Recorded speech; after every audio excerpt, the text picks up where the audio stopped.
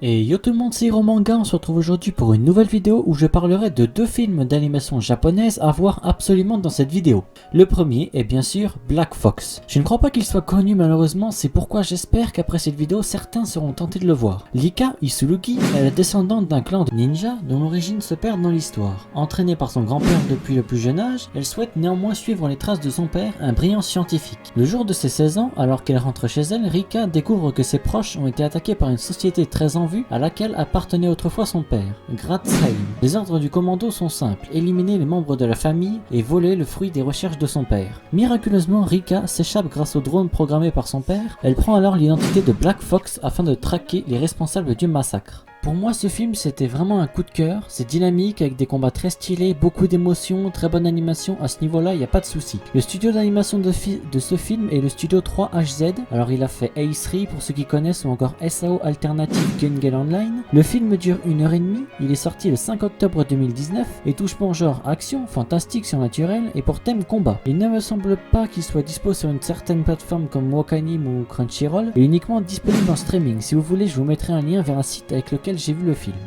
Passons désormais au deuxième film, Loin de moi, près de toi ou encore Nakitai Watashi wa Neko wo Kabu. Quelle classe quand je parle japonais quand même. L'histoire prend place dans la ville de Takoname, située dans la préfecture d'Aichi. Nous y suivons le quotidien de Miyo Sasaki, une collégienne amoureuse de son camarade de classe nommé Kento Inode. Malgré tous les efforts de Sasaki pour se faire remarquer, Inode ne fait pas attention à elle. Un jour, elle découvre un étrange masque lui permettant de se transformer en un chat nommé Taro. Grâce à cet objet, elle peut se rapprocher de celui qu'elle aime. Cependant, à force de l'utiliser, elle pourrait bien ne plus retrouver sa forme originelle.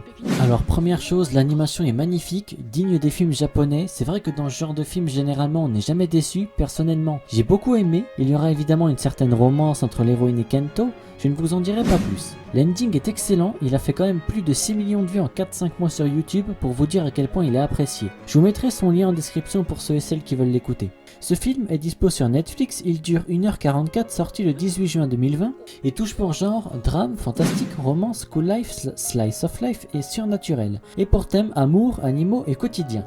Le studio d'animation est le studio Colorido. J'ai appris récemment qu'il avait fait Burn the Witch, donc le spin-off de Bleach fait par Tite Kubo, sorti il y a quelques semaines maintenant sur Crunchyroll. Donc si vous avez aimé Burn the Witch, vous allez sûrement aimer ce film.